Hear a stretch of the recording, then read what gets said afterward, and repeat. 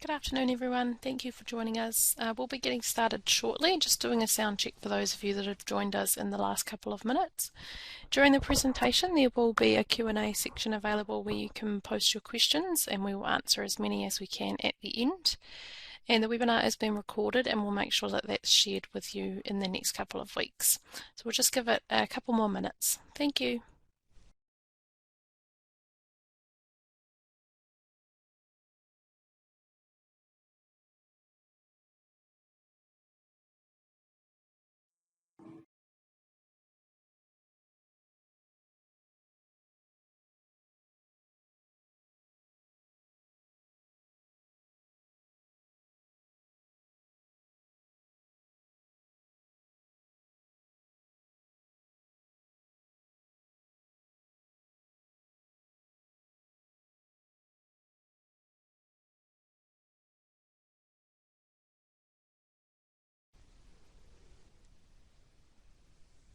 Good afternoon, everyone. Just doing one final sound check for those that have joined us in the last couple of minutes. We will be getting started in about a minute's time.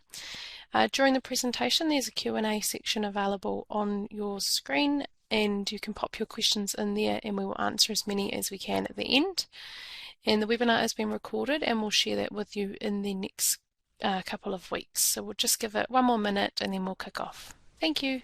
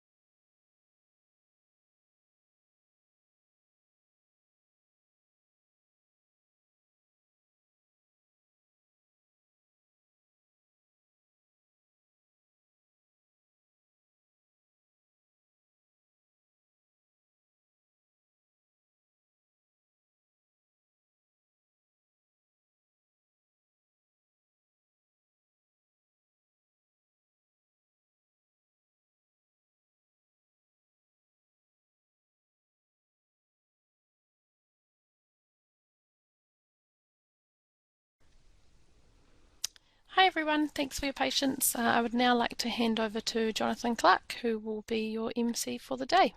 Over to you, Jonathan.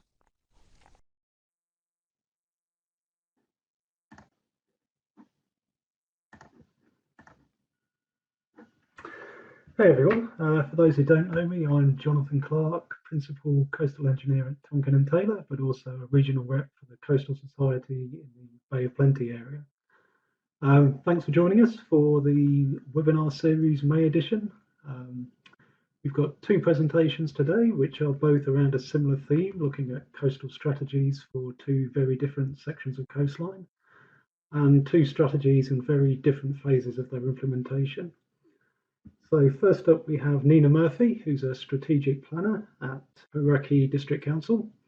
She's a project manager there and is running the Wherikaua Coastal 2020 project. She's been there for 3.5 years, but some of you may have known her at a previous placement in Whangarei. The area is susceptible to a number of coastal hazards, including major river flooding and coastal inundation. And currently they're running a community-led project, which has just reached the What Can We Do About It phase as dictated by the MFE guidance. Following Nina's presentation, we'll pass over to Jose Bayer, who's the Principal Coastal Engineer at Hawke's Bay Regional Council. Jose's been there since about 2018, but he was in New Zealand previously, working for Waikato University, and in the interim years he's been all over the place. He's been in his homeland Chile as an associate professor, and he spent quite a bit of time in Oz doing some of his research degrees. Jose is going to talk about the Hawke's Bay coastal strategy and more precisely the implementation of that. That was one of the first sort of cabs off the rank in terms of producing a strategy consistent with the MFE guidance. And they're very much well into the implementation phase. So both speakers will probably describe some of the hurdles and lessons learned, but as Holly said, if you can type questions as we go along, we'll do both presentations and then we'll do the questions at the end. So I'll now hand over to Nina.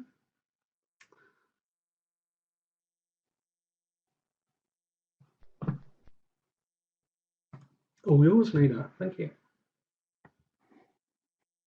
All right, thanks, Jonathan. Can everyone hear me okay? Right. All good? Okay. Yep. Yeah, all good. Well, thank you. Kia ora koutou. So I'm happy to talk to you today about the Wharekawa Coast 2120 project. I'm aware you've had other presentations by Thames Coromandel and Dunedin City Council, and then you've got one after this from Jose.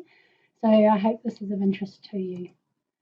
So what we're going to talk about today is firstly a little bit more about what the project covers, what we've done so far, what's coming up next, and then some of our key challenges that we've faced along the way. I've also put the website address there so you can access that to have a look for further information. So a little bit more background to the project. So the vision that we have here has actually been put together by the community panel, and they've come up with this vision for the project, which is for the community, mana whenua and councils to come together to consider a range of issues and opportunities for the Wharekawa area and to plan for a resilient and prosperous future for all. So we're really about looking ahead. We do have a whakatauki, which is ko te pai tata whakamoa kia tina, ko te pai tawhiti whaia kia tata. So that's loosely translated to secure the horizons that are close to hand and pursue the most distant horizons so that they may become close. So that really sums up the project very well, we think. So just so you can see where the area is that we're covering. So we're on the western side of the Firth of Thames. We have Auckland to the northeast and the Thames Coromandel area to the east. Just zooming in a little bit here. So the project area is about 23 kilometres. It has the communities Pukorokoro and Miranda in the south, then the main village of Kaiawa, and then heading north we have Whakatiwai and Waharo, which are both small coastal communities. The whole area, we only have about 800 people, so quite a small population. There's some quite unique features in this area. So we have a Ramsar site, which is intertidal wetlands, which cover from the river, I don't know if you know, Waiho, which is to the east, and then it covers the south of the Firth of Thames and then travels up north towards Kaiawa. So this is really important intertidal marshes for shorebirds that travel from overseas. There's also Chenier Plains in the southern area, which are very good examples of these shell ridges. And further north around Whakatiwai, we have the Whakatiwai gravels. So yeah, some pretty unique characteristics. We also, in terms of coastal processes, there's larger sediment in the north in terms of large rocks and pebbles. And then as you head down towards the south, the sediments get finer. We have the shells and then the more muddy areas with the mangroves down the bottom. So in terms of the project, the overall plan is to prepare a community plan. We want to look at a range of issues for the area. We want to look ahead up to 100 years, but we also are aware that we need to look in the immediate and the medium term as well. Another important part of the project is to develop our relationships with Ngāti Whanonga and Ngāti Paoa, who are the two main iwi in this area. This is something that our council needs to work on, and this project is seen as a way of developing that relationship. We also want to try and improve the relationship between the community and the councils. So we've got 3 councils in this area. There's the Waikato region, Waikato district and Hauraki district. And this area previously used to be under the Franklin Council, and when Auckland was amalgamated, it was added to Hauraki District Council. So it's just making sure that this area gets some attention and is not the forgotten corner that it sometimes feels like it is. So in particular, we want to focus on these 4 key areas. So we obviously have the natural hazards and climate change issues. We'll mention that a little bit later. Land use and development. So the district plan for this area is getting quite out of date. But before we wanted to do any updates, we obviously realised that we needed to look at all these issues. We need to consider what levels of development could be appropriate in the area, and obviously natural hazards and climate change play a big part in that. Economic opportunities. So tourism has been a growing opportunity in the area. The Hauraki Rail Trail has recently been extended up this coastline as far as Kaiawa. It's also a popular freedom camping area, and there's a lot of visitors that come to see the shorebirds as well, so that's seen as an opportunity. And again, it's looking at what sort of infrastructure and what is suitable, considering natural hazards and climate change. And the last issue was community facilities. So that's just working out what facilities are there now. So there's a marae, community hall, school. It's, what do we need in the future to provide for this community? So overall, it's looking at planning a resilient and prosperous future for the area. So if I just talk a little bit more about the natural hazards. So the main hazards in the area are river flooding, coastal inundation, coastal erosion, and these are impacted by sea level rise and climate change. So the picture on the top right was a coastal inundation event that happened in 2018, which saw the sea coming and flooding a lot of land in that area, particularly to the south of the area where it's very low lying. There's a lot of rural farmland there that was flooded, and you can see in the picture that the water's sort of coming right up to the road there, and the road's working as a little bit of a stop bank. In terms of river flooding, the main hazard is the Hauarahi stream, which is located in the Kaiawa township, and that floods quite frequently. The other 2 pictures on the screen show flooding from that Hauarahi stream. Obviously, with sea level rise and climate change, that flooding also will be impacted and could be made worse. So moving on to what have we done so far. So we started the project towards the end of 2018. We set up a joint working party to govern the project. So that has representatives from Ngāti Paoa and Ngāti Whanona, and it has the 3 councils represented on there as well. We set up a community panel at the start of last year. This is involving community members, mana whenua and key stakeholders. And then we also have our technical advisory group. So that is staff from the 3 councils, and we also work with consultants. So the main consultant that we've been using on the project is Simon Bendel from Traverse Environmental. So he was working for Mitchell Dash when they did the coastal hazard strategy in the Hawke's Bay. So he does have a lot of adaptation experience, and that's been really helpful to our project. So this diagram, I hope you can see it all right, lays out the process of how the community panel fits into the overall project. So if you have a look, the boxes in blue are the community panel steps. Those are in green are the council, and the yellow boxes are the wider public. So the project is designed, so it was a co-design with the community panel to work out what workshops that they would run through in terms of the Ministry for the Environment guidance and trying to step through the DAP project. the Dynamic Adaptive Pathways planning process. So we have, with them, set out a number of workshops which are going to run until the end of this year. We did start doing it last year, but we got disrupted with COVID, so we had to kind of put a bit of a pause in there.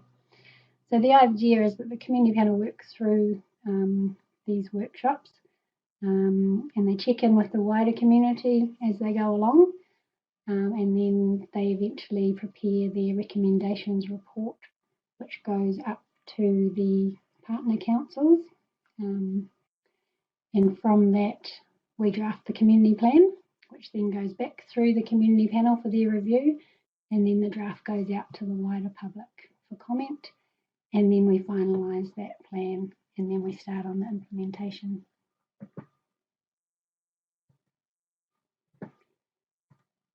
Okay, so what was the focus last year? So as I mentioned, we set up the community panel and we started having workshops when we could. We were looking at what's happening, so we wanted to update hazard information for the area. So we prepared a number of reports. The first one was a Hauarahi stream flood assessment, which was done by the Regional Council and looked at flooding from the stream. We had then looked at a climate-driven impact on river flooding hazard report, which was done by Jonathan Chambers. So he did that as part of his master's program. So that was looking at the interaction between that river flooding and the coast. So when was the coastal inundation going to almost overtake the river flooding as the main hazard in that area? So that's quite an interesting read. We also had a coastal processes and hazards report done by Dr. Terry Hume. So that looked at coastal erosion, coastal inundation, briefly looked at tsunami, and just looked at those hazards and the effects on that coast. We had a social impact assessment that was done by Chirisela Stanku from EnviroStrat. So that looked at what would be the likely impacts on the community if we did nothing. So what would happen if we just let those natural hazards take their course? Obviously that showed that there would be impacts on the community.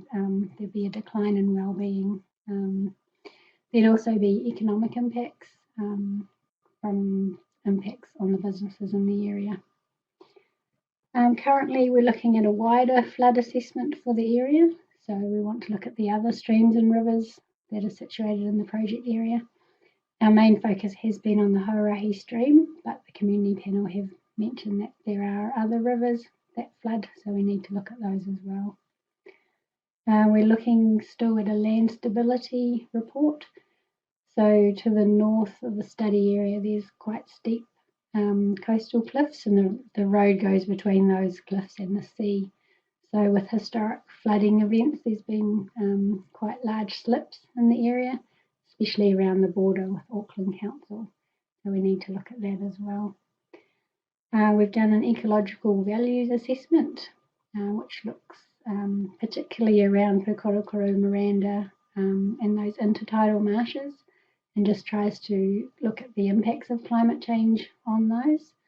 That's also quite an interesting report, just in terms of the intertidal vegetation, the Chenier plains, and the likely impacts there. In terms of, could that marsh migrate inland or not? And I guess the main barrier to that at the moment is our road. So East Coast Road goes right through that area.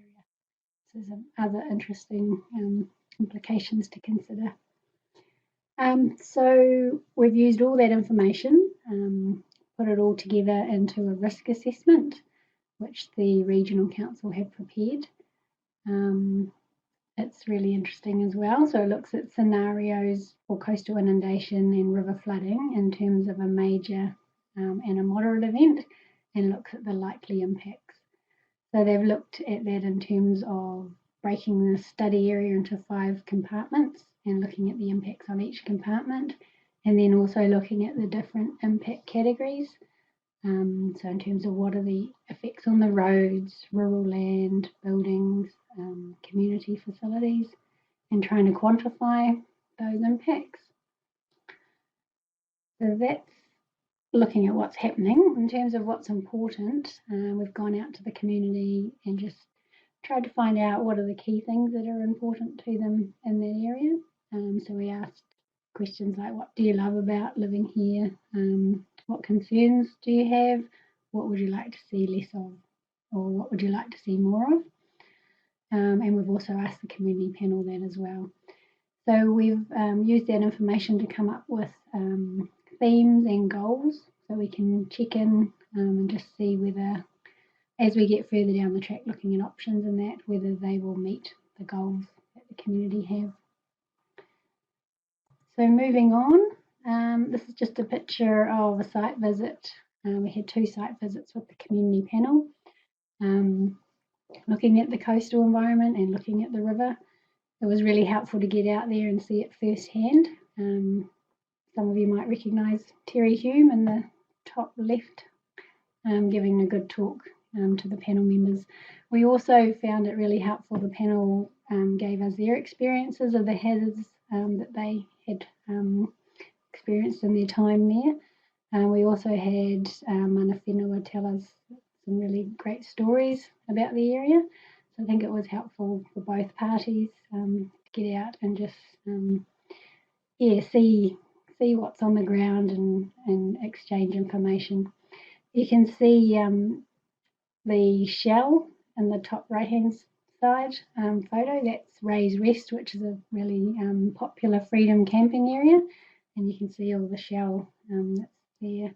And then the photo down on the bottom left, you can see there's a bit more gravel there, so that's further to the north. So it's quite a dynamic coastline. So what's coming up this year? We're going to continue with our community panel workshops, working through the adaptive planning process. The current thing that we're working on now is trying to establish our community risk thresholds. So this comes from the risk assessment, and we're trying to find out at what frequency do certain impacts become intolerable, or are the community no longer able to tolerate these?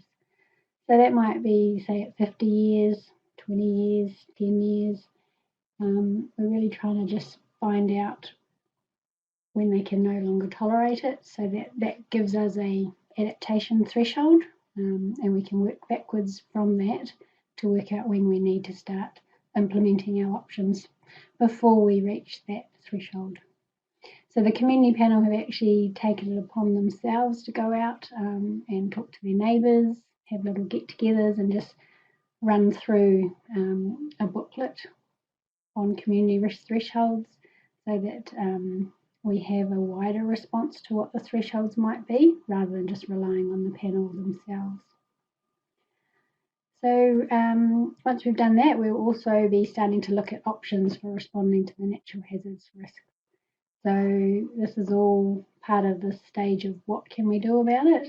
So we need to start with a longer list and then narrow that down to a shorter list, and then evaluate those to come up with our preferred pathway.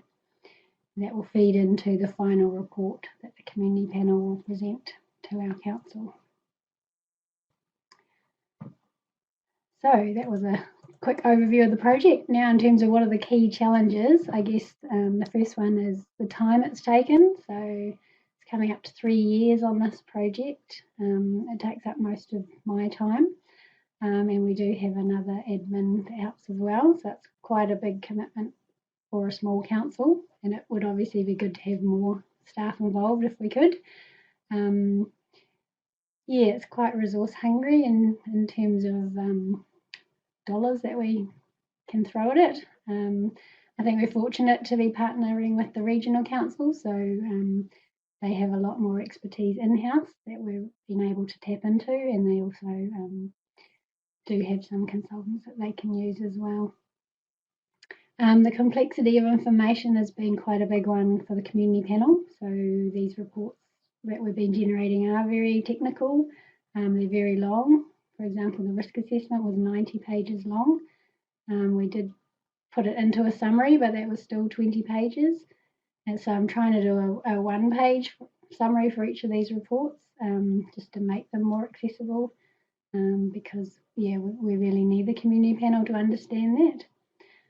I'm almost out of time, so I'll just quickly cover my last three ones. Uncertainty. So this is one of the key challenges with this dynamic adaptive planning. We don't know what the impacts are going to be in the future, so we have to try and plan for that uncertainty. Short-term versus long-term thinking. It seems to be easier to think about the now rather than the future, and the further you think ahead, the harder it gets. So it's trying to have those conversations, and especially with the community panel, trying to make them think further ahead. Potential implementation issues. So this is basically across regional and local government and central government. There are issues around who's going to do what, who's going to own the assets, who's going to fund building the assets if that becomes one of the options that we decide. So we have got the Resource Management Reform, we have got the proposed Climate Change Adaptation Act. So we're really hoping that some changes at central government level will help with implementation issues. So thank you for your time.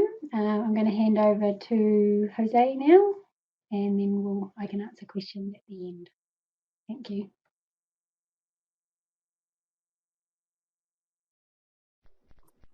Thank you, Nina. That was a good presentation, and I think a good introduction for what I have to present today. So welcome everyone. Thank you for joining. My name is Jose Bella. I'm Principal Engineer for the Hawke's Bay Regional Council, and I've been working on the design of the concept short-term pathways for the coastal strategy. So, hang on. This one. Yeah. So, first, I want to just give a brief introduction about the strategy and the area, but I'm going to go through this fairly quickly because where I want to focus is on the design challenges, engineering design challenges, but this is necessary for context anyway. So first of all, well, this is in Hawke's Bay region, which is in the North Island, east coast of New Zealand. It's called a joint coastal strategy because it's along two councils, district councils and a city council, so Hastings District and Napier City, and Hawke's Bay Regional Council. And the area involved is from Clifton to Tangoyo, which is shown in the map there.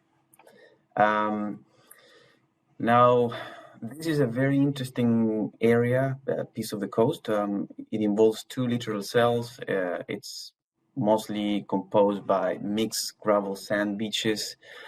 There was an earthquake in 1931 that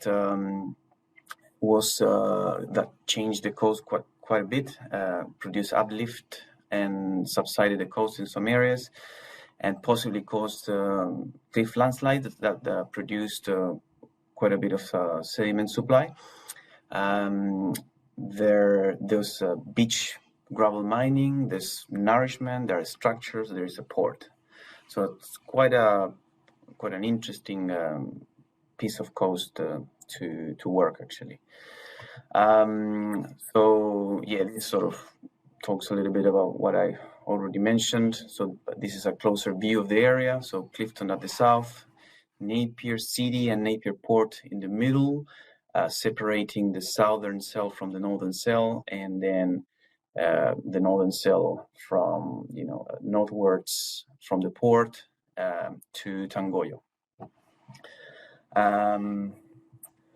Now, the coastal strategy. The coastal strategy is now in stage 4, and it has 3 previous stages where Nina's actually done a good job in introducing what the strategies are like, and get community together and find out what they want to do and what are we going to do for the future and all that. So this strategy has done that, and in stage 3, the community panels and technical experts decided which were the preferred pathways to solve their major risks in the future. So they selected for different areas. So from a total of 16 coastal units, there are 7 units that require a short-term action from year 0 to 20 years in the future. So these units are highlighted there: Clifton, Tijuana, and Haumoana in the southern cell, and in the northern cell, Pandora, West Shore, Bayview, and Whirinaki. So at the moment, the strategy is in stage 4, which means implementation of these preferred pathways. And this is where the concept design that I've been working on comes into place. So the concept design was done for the short-term pathways. One more thing. The Pandora short-term pathway got actually changed after the concept design I did, and is now status quo for the short term.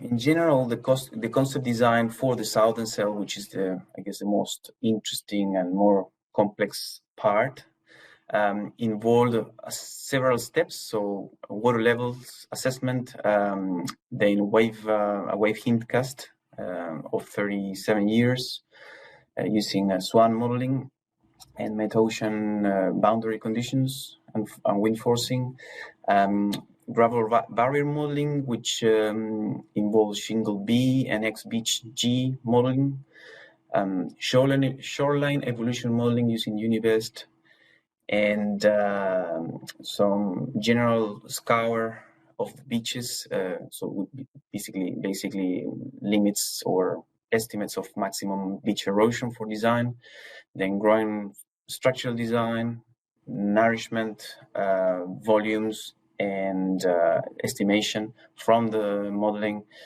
and then finally costing. So in terms of the wave hindcast, there wasn't too many big challenges about this. So what was the output of this was 36 years of hindcast data produced for the Hawke's Bay region, basically, along the coast, and where the focused areas included 2 nested grids to the main grid, so in 250 by 250 meter resolution, and then one of 50 by 50 meter resolution. Whether you can see very well or not, but there are graphs on the left side of the slide there, and those are, I think I can actually point things. Yeah, I can point things. It's good. So you can see that that's a relatively good match in terms of wave height, peak period, and wave direction. But there was one parameter I couldn't really get a good calibration, which was mean wave period. There's probably there a component of wind generated waves that weren't very well represented. This calibration is actually shown at the wave buoy at the port, which is somewhere there near the port, but it's in another shelter locations, particularly around Clifton and then West Shore and the end here, Tangoyo. It is unknown, so it would have been really good to have wave data for that to validate the model. But in general, the wave modeling part of the project wasn't really presented significant challenges. Which did present a lot of challenges was the gravel barrier. And basically, this was a piece of work that wasn't really considered in the initial scope. So when I took this project on, it was pretty much mostly, just run a shoreline evolution model and produce some outputs. But then the scope of the project started growing in time, and particularly around the gravel barrier, because what happened is that the preferred pathways which looked into in general and at a course, I guess, or in a rough manner, what possible alternatives there would be to solve coastal erosion. They selected basically a combination of groins and nourishment to tackle the main risks. However, it wasn't explicit the need for a gravel barrier to tackle the inundation risk, which was actually the risk that involved the largest extent of land or area. So this went through some stages. So first I did a conceptual design, which actually wasn't that far from the final one. And then when I got some input from HR Wallingford, they recommended to use a single B for it. And then after I went to the peer review, the peer reviewer really wanted to see some XG modeling. So then we did that. And so we went through a few phases, which actually meant that this part of the project went through a significant increase in scope. The another challenging part was the shoreline evolution modeling. So this part of the project is actually, the model has two modules. One is a longshore module, which is where you can obtain at different locations what's the transport rate generated by the wave climate at the point. And when you start this process, you put all the data in, using the formulas and the wave inputs and all what you think it's the best estimate that you can have.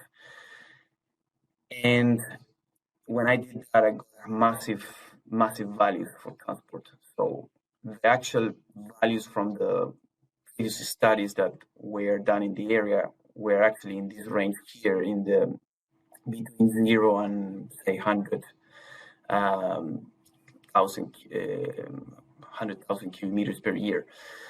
So I spent quite a bit of time actually trying to refine this, and I came up with some adjustments to lower, and with some justifications as well, to lower the transport rate at different locations, which were then put into the shoreline evolution model. So the problem with that is that the calibration that I had to do for the shoreline evolution model, this is the formula that is used in for the longshore transport calibration. So basically, when you do this and you put the wave climate in and a few other parameters, then you get a formula, a function that tells you what's the transport rate and how it changes as you change the angle of the coast. So it has a coefficient there, which is an amplification coefficient, and another coefficient there, which is a shape coefficient. So when I did this, the first study, actually, when you start doing this modeling, after doing the first module, you put this in the model and gives you whatever, some crazy stuff there, which you can see this spaghetti salad in there, which after some trying and error and adjusting, you finally come up to something that is more acceptable, which is, and then you call it a calibration, because you can't keep going, forever trying to match this. So this was achieved, and then, well, the peer reviewer picked on a really important aspect, actually, which is good, which I had put in there before knowingly, but it was possibly a bit over conservative, which was this excessive erosion rate here at a critical point for the project. So we did another calibration round, and which produced this red line here. So the blue line is the previous one, which showed this increased erosion there, and the red line is an improved calibration. but the thing is that by doing this calibration, I had to modify the transport factions quite significantly by altering the amplification and the factor, changing the equilibrium angles and the coast angles within, well, mostly within the, I guess, error ranges of the parameters, but in some cases I had to actually go beyond that to actually achieve a reasonable behavior of this model. Now the improved calibration actually matches much better the transport rates in the area, which are these black dots with error bands, or sorry, black squares with error bands. So that was actually, it was a good exercise because we achieved a much better model. So in terms of the groin design, the groin was another significant piece of work that required a lot of work and trialing. And the main challenges I found here is that, well, there's a scarcity of good rock in Hawke's Bay, so there's only like limestone, so it's poor, like low density and a bit fragile rock. There's a fine sand seabed. There's not very well-known geotech geology in the area. There's reported wave-induced liquefaction during the construction of the Haumoana groin, which didn't include any field material for the rocks and concrete units that were used.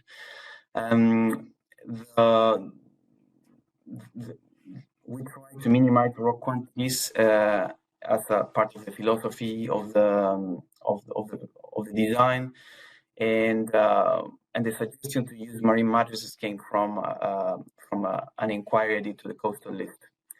Then the design guidance was actually produced quite large scour depth estimates, which produced this design here, which required quite large toes. So this actually wasn't, it was a bit silly to actually, construct a groin with these huge toes. So basically this would be the crest of the groin, and this would be the toe. So what I did was I applied some, attachment and using the marine matrices as a falling apron here, so they would bend and just fall into the scour holes.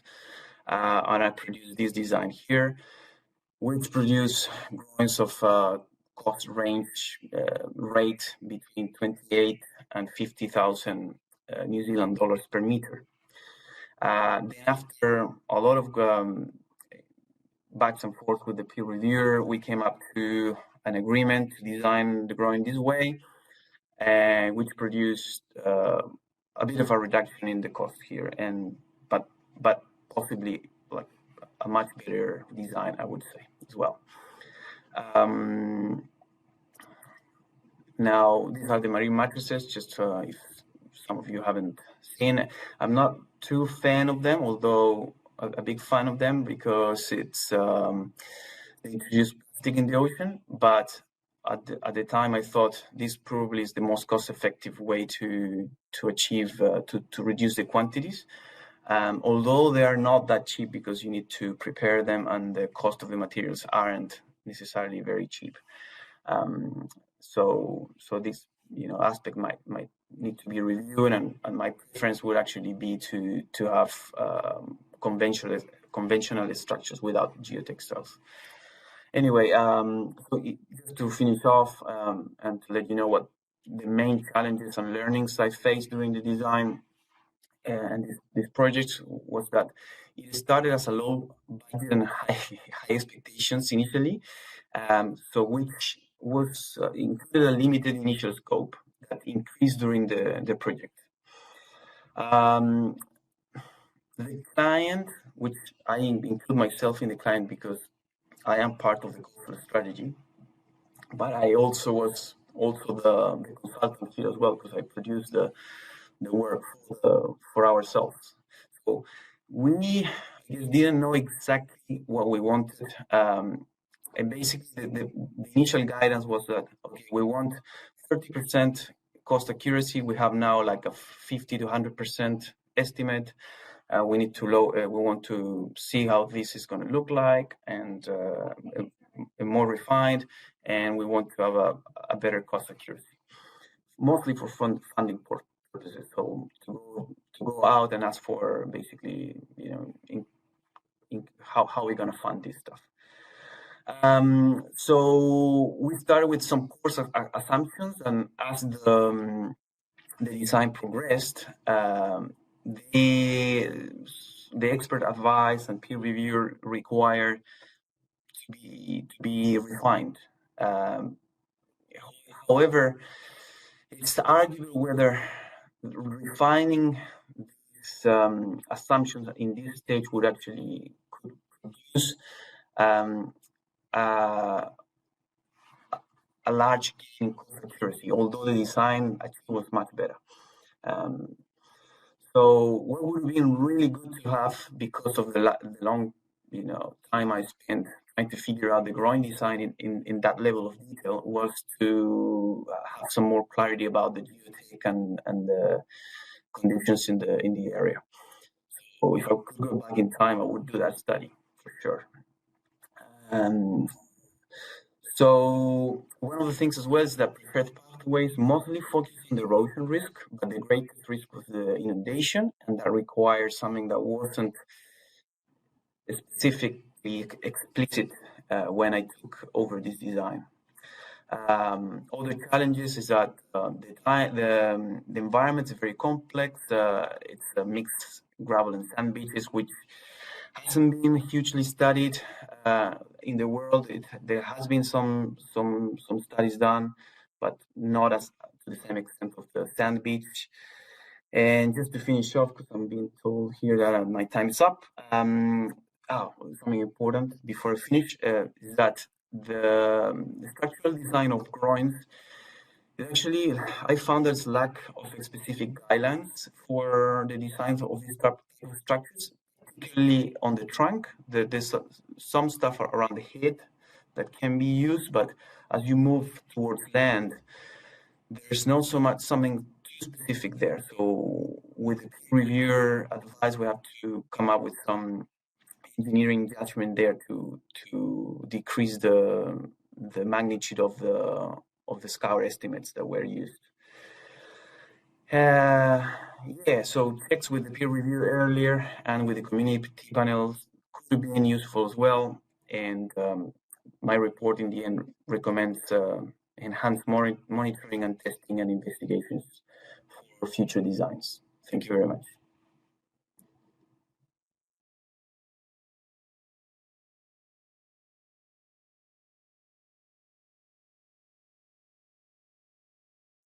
Jonathan, do I hand over to you now? I believe so. I think if Holly's online, she might just turn everyone back on. There we go. Oh, thank you guys. They're two really good presentations. If you've got any questions, feel free to type them in now. Nina, can you turn yourself back on? Perfect. While we're waiting for some more questions, I've got a couple of my own. So, Nina, this gets asked a lot, but how did you select the members for your community panel? That is a good question, Jonathan. So we did it through self-selection. We had a public meeting where we put forward that we'd like people put their names down to be on the community panel. We also tried to approach some younger people because we realised that the people that were self-selecting and putting their names forward were mostly older people. We weren't very successful in getting many young people. The demographic out there is for older people and quite a few retired people, but we did manage to get some younger ones eventually. When we got the nominations through, we just tried to make sure that we kind of had a good cross section of the community as well. So we wanted people that live all over the area. So there were rural people, there were people in the village, there were people to the north.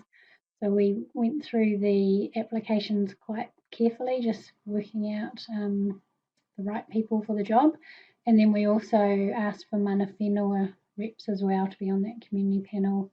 And then we approached key stakeholders like DOC and NZTA, Rural Support Trust, if they could send along people as well to provide that sort of stakeholder input as well. Oh, very good. The other thing I was going to ask you was about the timeline. So I know for any effective sort of community engagement and something on this scale, they always take a long time. And I think you had a COVID delay as well, which was pretty much unavoidable. But when do you see this sort of wrapping up in terms of having a recommendation report?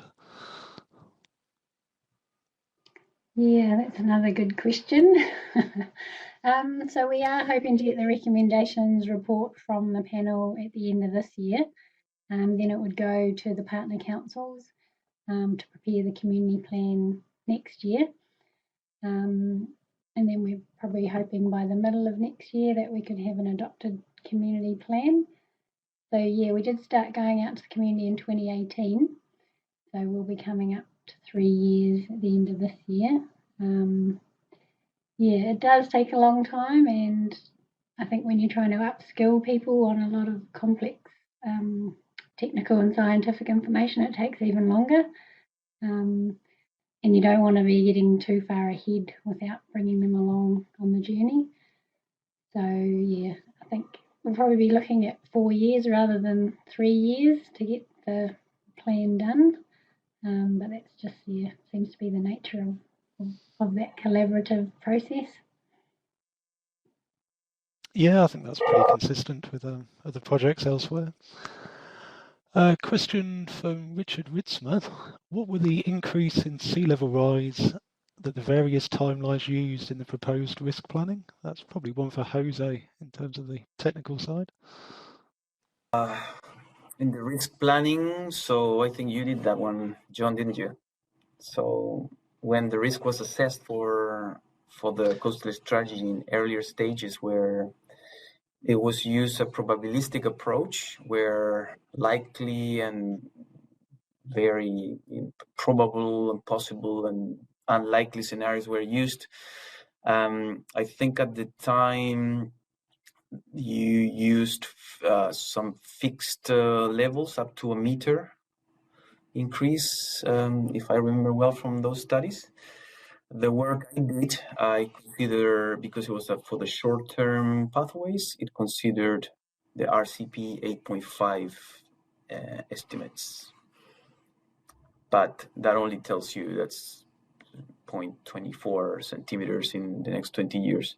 It gets much more important when you go and design the long-term planning pathways. No, that's all good. I think it's the MFE guidance is pretty explicit on what you should be using for the long-term planning, depending on what kind of developments or planning tools you're looking at. Quite a good question from Ryan Avery, and that is, who is responsible for controlling all of these pathways, i.e. if works are planned, who determines how they fit into the overall plan? And that can go to either of you. Who is the responsible controlling? Yeah, I'm not sure if there's actually control of these pathways. It's a community process, based process. As maybe Nina, it's more just dealing with this more freshly at the moment. It's basically a joint approach where there's a decision made based on scientific and technical expertise and also community needs and expectations. And there is one characteristic of these pathways that is their dynamic aspects as well. So they can change in the future, and they're based on triggers and thresholds. So, and at the moment that hasn't been defined yet. In the stage of the strategy that we are at the moment in Hawke's Bay, that's something that it's being done this year. the definition of those triggers and signals. I guess in Hawke's Bay, sort of from a governance point of view, you've got a joint committee which has members from all 3 partner councils, and they seem to make a lot of decisions in terms of the coastal strategy and the implementation. Would you say that's fair? I don't think they've been making too many decisions at the moment, to be honest. So there will be, but at the moment the strategy itself, it's not a regulatory, like statutory document or tool. So there has been discussions at the moment of who's going to own this strategy and who's going to basically collect the rates and fund it, and that's where most of the discussions been at that level at the moment. Most of the work is being done by the technical advisory group, just pushing through the MFE path set for the strategy, which is this cyclic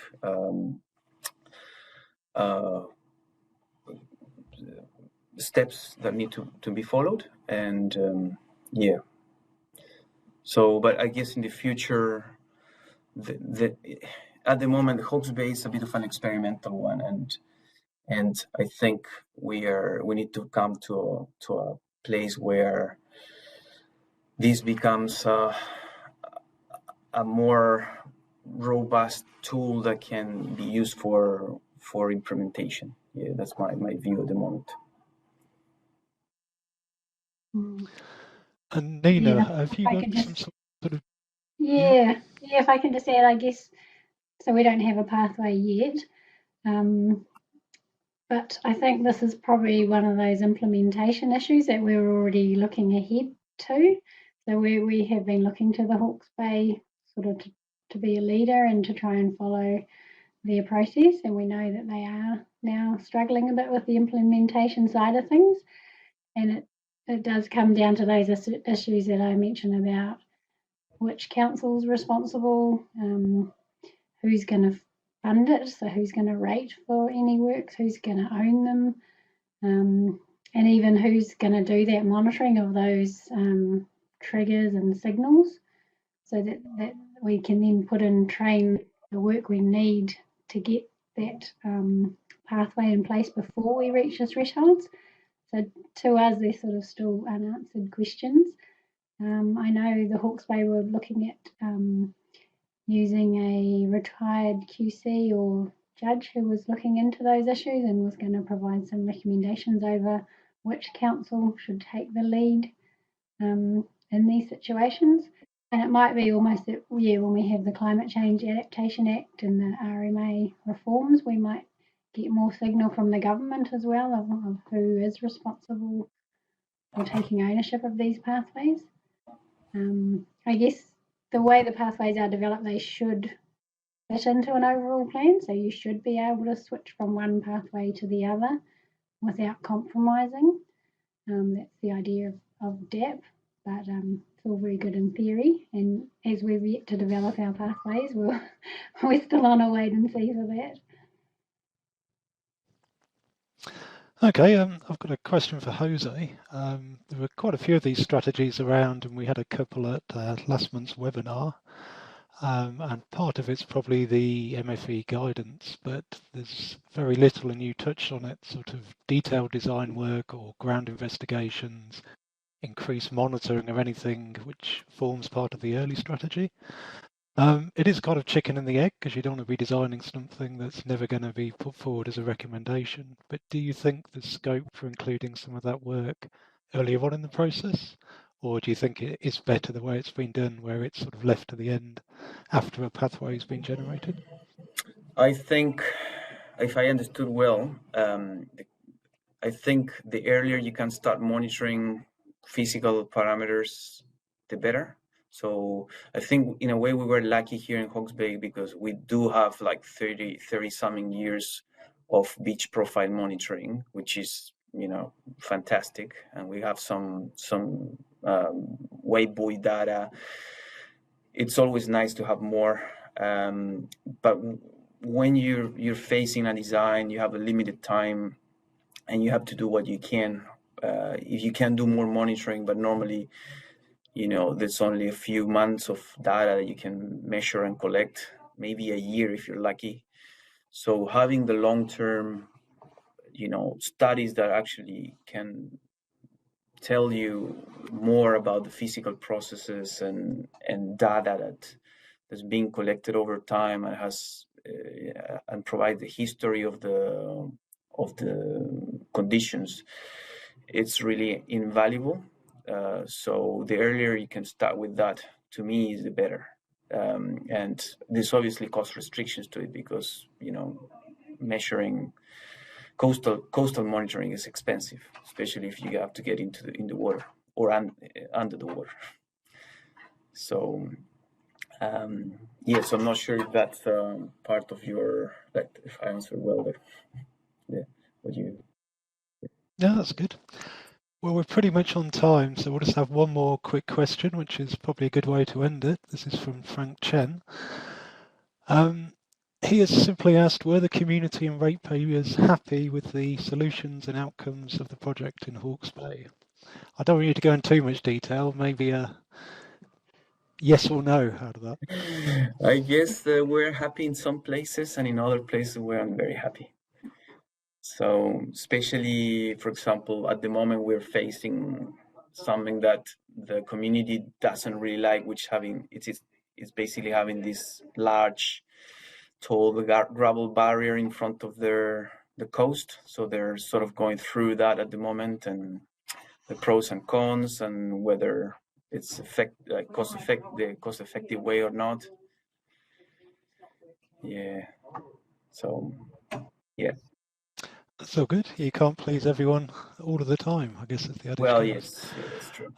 Nina, there's been a couple of questions there about how much the final plan cost all up as a guide for other councils. I don't think we want a dollar term on that, but I guess if you've been working full time on it for a while, we are talking hundreds of thousands, aren't we? Yeah, definitely hundreds of thousands. So yeah, it's probably been 80% of my time, and then 80% of our admin staff, and then we've had probably 3 or 4 staff from the regional council who've been involved a lot. I know the risk assessment took about 3 months full-time work for one of their hazards planners. So yeah, we're looking at a lot of time and a lot of resource. But I guess that's proportional to what any potential works or adaptation strategy might cost. So it is, and I okay, think I was just going to say, people compared it to the cost of buying one property, like the cost of the strategy versus, if you had to purchase one property. That's a good way of looking at it. I might use that myself. I think we'll call it there. I think we're on time. Just a quick note for anyone else still online, we are looking for other submissions. If you've got an interesting topic or anything you'd like to present, you can forward through sort of an abstract or a brief detail to the nzcoastalsociety@gmail.com or find it on the website. So thanks everyone, and thank you Nina and Jose, very interesting, and enjoy the rest of your day. Thank you all. Thank you, John. Have a good day. Thanks everyone.